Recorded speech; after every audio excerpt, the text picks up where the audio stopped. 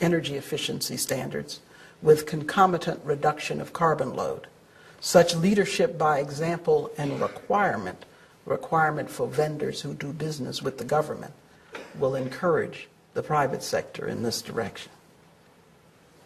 Equalize energy source subsidies to encourage the development and sustainable utilization of all energy sources, and create incentives for discovery and the deployment of new energy sources.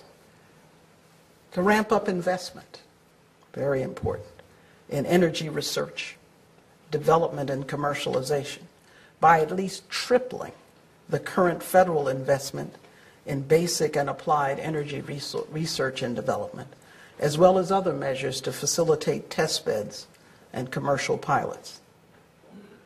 To establish a $200 billion national clean energy bank, modeled on the U.S. Export-Import Bank and the Overseas Private Investment Corporation, or OPIC, to provide long-term financing for private sector investment in sustainable energy solutions.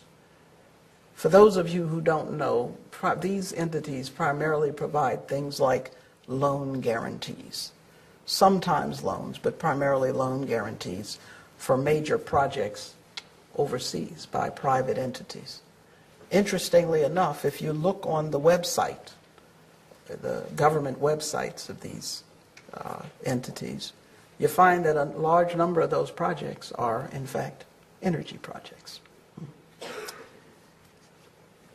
The action plan asks that the administration and Congress mobilize an energy workforce by creating a $300 million clean energy workforce readiness program, and to support advanced study by creating competitive portable undergraduate and graduate fellowships for study in energy-related disciplines.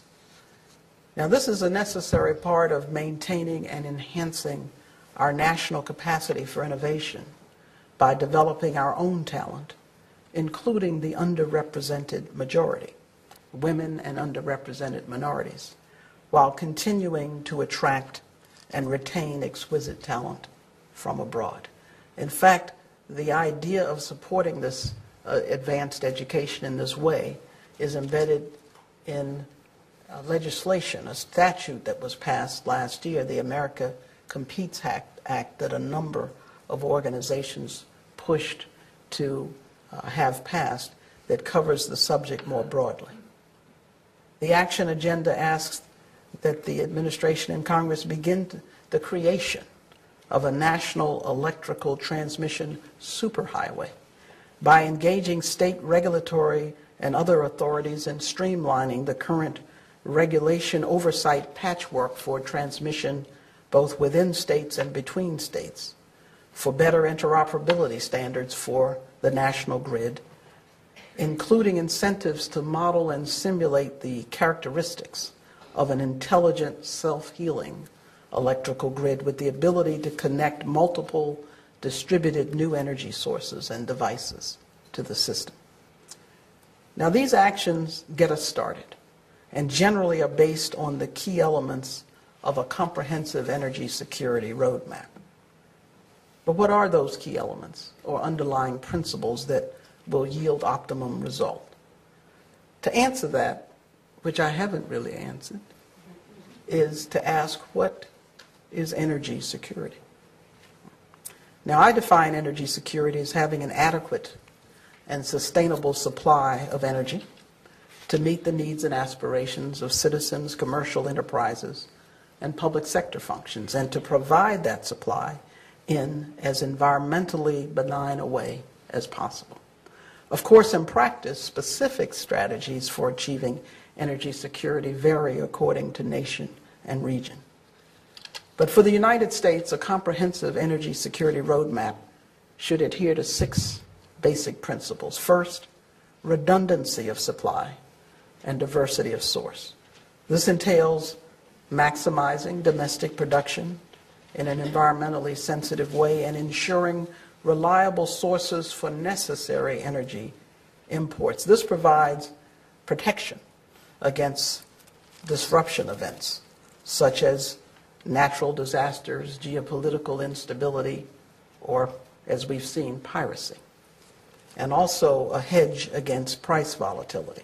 Second, providing for environmental sustainability and energy conservation that includes the calculation of full life cycle costs, including the environmental impact of every proposal, program, and product, and the cost of energy source development from production through use and eventual disposal. Related to life cycle is the potential for unintended consequences. For instance, the compact fluorescent light bulb uses less electricity than incandescents and saves 2,000 times its weight in greenhouse gases. But it contains mercury and requires safe, convenient, and inexpensive disposal. Moreover, the carbon cost of its production must be included in the equation for its sustainability. Third, linking optimum source to sector of use. Now, this entails thinking strategically about how each usage sector, electricity generation, residential and commercial, heating and cooling, construction, transportation, etc., is matched to the most efficient, cost-effective, sustainable, and reliable supply source. And an examination of how what is desired or what happens in one sector, for example, transportation, affects what may happen or may be required in another, for example, electricity generation and transmission. This principle suggests that we ask not only where conversion from fossil fuels is possible, but where it is possible first. While ground transportation may run acceptably on electricity, airlines clearly cannot, at least at the moment. Although I'm aware that the great Boeing company, in fact, has created an airplane that flies on a hydrogen fuel cell. But even they admit that their big airliners not quite ready for that. Source for sector of use suggests that we may want to reserve a portion of our fossil fuel to the airline industry, which supports about 33 million jobs internationally, accounts for 7.5% of the global domestic product, and is essential to the global economy.